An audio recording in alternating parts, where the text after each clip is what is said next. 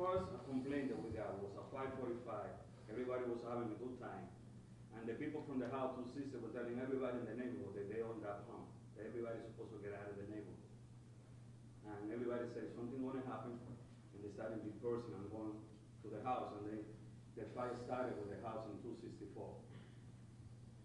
We didn't get the first call until, so you said, 5:45. Yeah, that was when everybody started So leaving the we house. did when we first get on the scene, we learned this dispute had been ongoing for Yes. quite some time.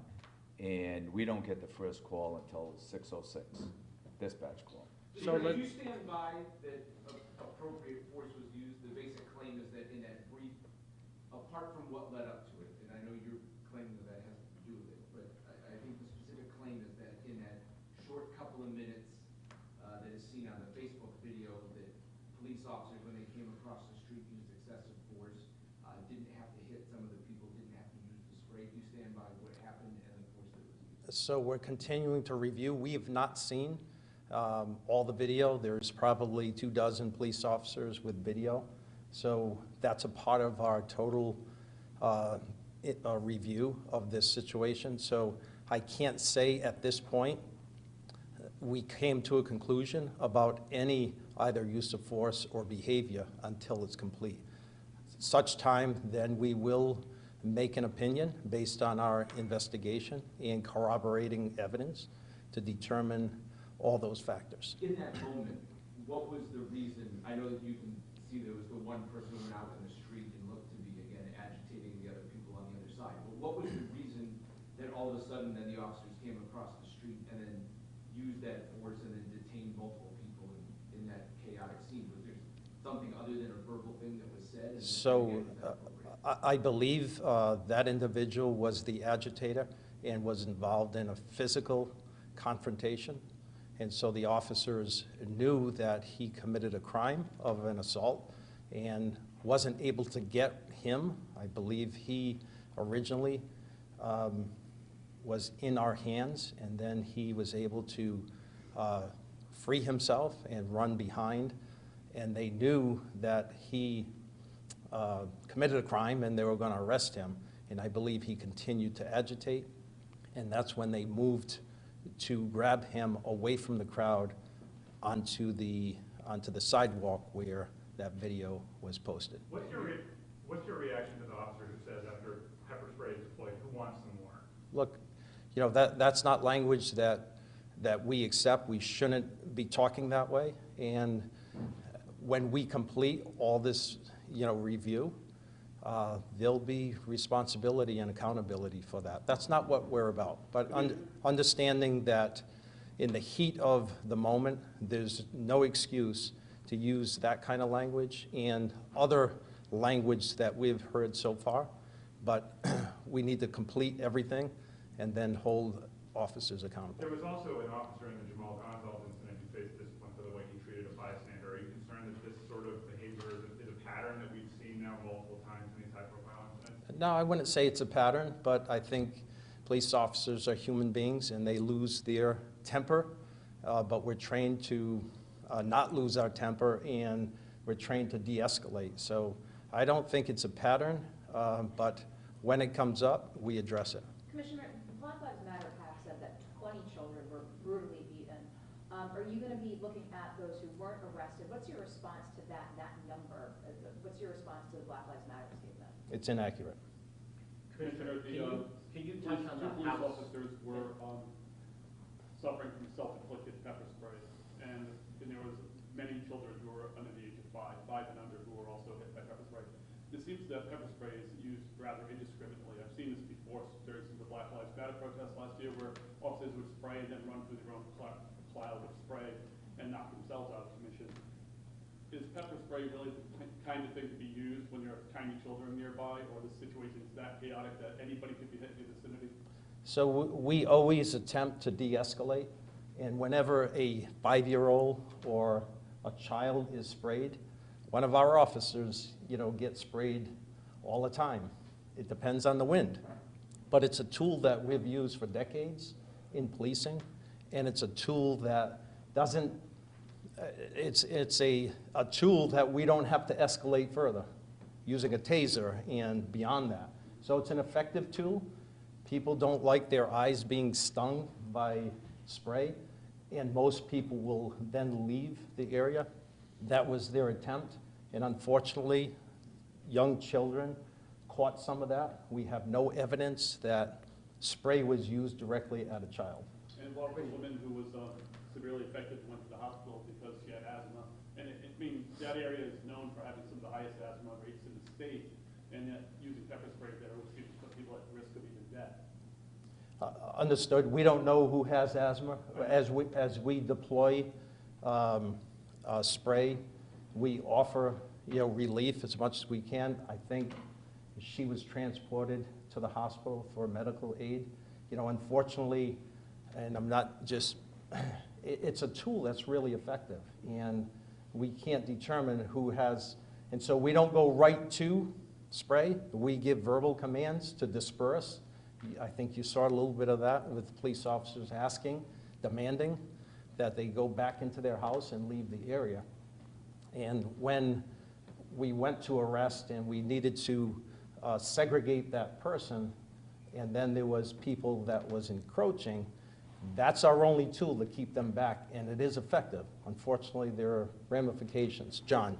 Yeah, Commissioner, can you touch on the house, the number of times law enforcement's been called there? There's also one part of the video where the individuals in that house are then even threatening to shoot the people next door.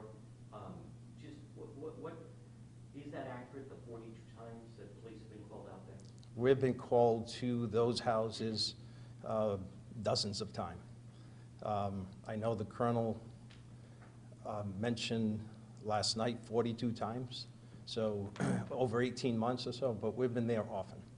For what sort of incidents? Very similar, nuisance, disputes, things of that nature. Loud music is one in which we go there constantly. I don't know of each of the instances in which we went and how many times, if ever, we arrested. Has anything like this happened there in any of those other dozens of times, escalated to this point? Not to my knowledge. Not to this degree. There's been several disturbances there. I think in the complement of 42, several were disturbances, but not to this degree. Not to this Chief, how concerning is it that when you have, again, this probably goes to this question too, the complete turnout of the police force to an isolated incident as pertains to public safety with the rest of the city? How often has the entire force been called, as you said, that dispatch calling all available cars, and where does that put public safety in terms of the rest of the city? It's a risk to the rest of the city, and we've seen it oftentimes at nightclubs where the entire city, and that became a big contention for the city council with the downtown nightlife district, where every car in the city would be drawn to a nightclub and they would lose police coverage in their neighborhoods. So it doesn't happen every single day, but over the course of a year, over the course of our careers, it's happened. And when the alert tone goes off and every car in the city goes, that's an emergency call. And to answer your question, is it a risk to the rest of the city? It is, because there's no coverage. And how many officers total were deployed to that area? I do not have that total number, but patrol, we probably had about 35 plus who were on scene. So everyone who was not engaged in a call or in the station on another incident with a report or an incident. So mid-20s, maybe 30. At this point, are you... And then plainclothes officers too. At this point, are the Attorney General's office or state police involved in any investigation? And if it is determined that excessive force was used, or You got that? in that case, would the Attorney General's office be triggered into being part of the investigation? Yeah, I talked to the Attorney General yesterday a few times, and we have not, or he has not invoked that policy when we do a use of force, but we've been in communication. There are some groups who have seized on this to suggest that the police should be defunded. What do you or the mayor or anyone say about this? So, we hear that, we've heard that over the past year and a half. I don't know what that means. Abolishing the police is not an option in this country. And I know there's frustration with the police's responsibility over the decades of responding to calls, and some of those folks want that diversion to people that may be better equipped and handle mental health calls. So we're in the process of building that. But in this instance, you know, police are called because it was a public safety issue by the community in which we respond. Mayor, if I can follow on that, Mayor, you've spoken at length about really rechanneling funds from the police to other purposes. What do you make of this call to fund the police based on this? Yeah, and you know, this situation I don't believe is one where those diversion services would have been helpful. It was a tense scene. As you heard, we received various or several calls to the area, and the police have to respond to defuse it. I don't believe that this is an incident where the diversion services where we are investing would have made a difference. With that said, I think we all acknowledge that not only is there a need for more mental health services, but the need is increasing every single year. We do not have enough as a city and as a state in terms of resources to meet that demand, and we need to invest more to make sure that we meet the growing demand in the future years. And so those are all investments that not only are we actively making, but we are very interested in increasing over the coming years. You know, however, there are some situations where even those kinds of investments, they wouldn't make a difference, and I believe that this is one of those instances where, you know, we would not have deployed mental health services. In this case, I don't think it would have mattered. Mayor, you see that by several people, by several officers, right? They're all animals. Is there someone who's civilized here? They misgendered a queer black woman, for instance, and then said some pretty horrific things about her as well, and also said those things before the arrest occurred, as if we were targeting her specifically for being in the LGBT community. What do you say to that? What does that say about professionalism? What does that say about the respect the police have for the very community they're supposed to be serving? Yeah, thank you for that question, Steve. So I can't speak about specific words or about specific officers, but I've watched the same videos, and there's some stuff that I've seen and that I heard in those videos that fall way short of the professionalism and the standards that we set for ourselves. There are comments that instead of de-escalating a situation, which is our policy, actually escalates the situation. And there are some comments that I saw that are unacceptable in any context, but specifically for a police department that seeks to continually improve and have the high standards that we have. And so, while I can't speak to any particular, I mean, we're all seeing and watching the exact same videos, and absolutely, there was some inappropriate language, there were some inappropriate things that we all saw, and as part of our review, you know, we're going to address it and make sure we hold people accountable. And follow up on that, do you think that we're still committed to reforming rather than repealing Leover? Because, of course, that's one of the reasons you can't speak specifically to this incident. Yeah. That's one of the reasons we can't, you are unable to specifically say this officer's words were incorrect or terrible or worthy of punishment in some sort. That's right. And as I've said before, I fully support completely repealing Leobor, because let's remember what Leobor does. Leobor is really not about police officers. Leobor is about police chiefs, and it limits police chiefs' ability to discipline their own members. We don't place that limitation on directors of any other departments, not superintendents, not DPW directors. It's only on police chiefs. I believe that we should allow police chiefs to manage and run their own departments, and that's why I believe that Leobor should be repealed. All right, guys, we're gonna do two more questions, guys. Ms. Mayor, Yeah, do you- you got- Ms. yeah, Mayor, go ahead. Commissioner, could you actually respond to the claim that there were several people who were kept in the back of a hot van, perhaps without AC? One of them might have had asthma. It sounds like a lot of them may have been pepper sprayed. Have you been able to verify whether that is indeed the case? That's a part of our review.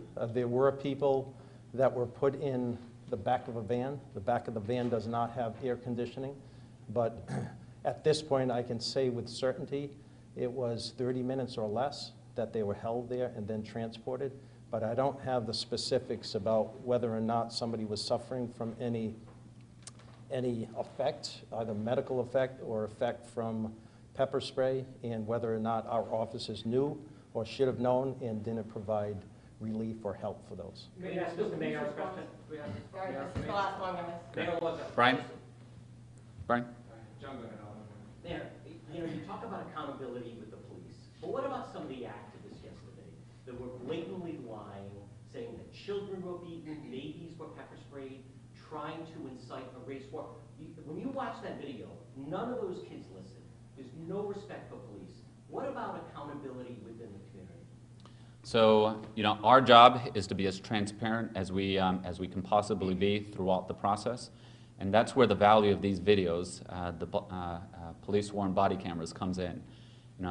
We want to provide the full context of what happened and let the public reach their own conclusion, just as we are going to be reaching our conclusion. By being fully transparent, we believe that there's just more respect and also integrity to the entire process. So that's why we're committed to transparency, and we'll let the public reach their own conclusions. All right, we're gonna let Brian go, and then you guys can follow up after, okay?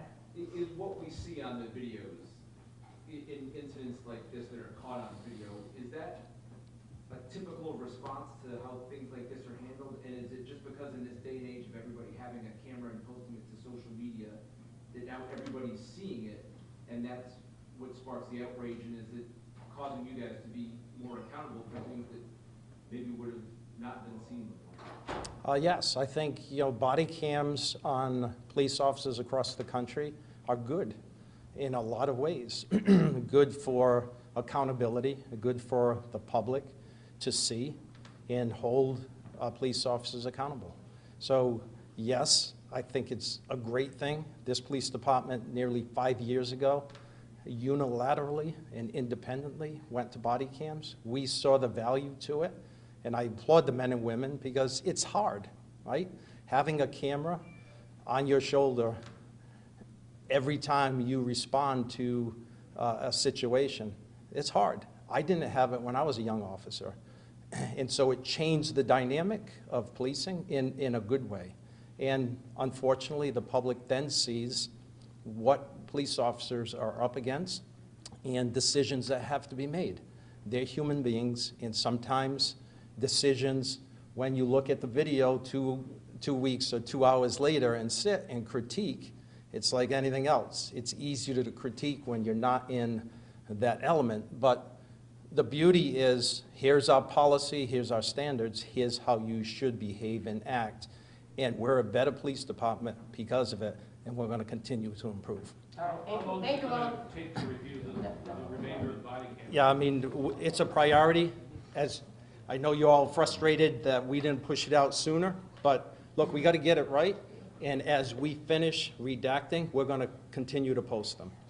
So there were 25 officers, so there's 25 videos. If I say today and it doesn't go tomorrow, then I frustrate you. So it's a priority. We'll get it done.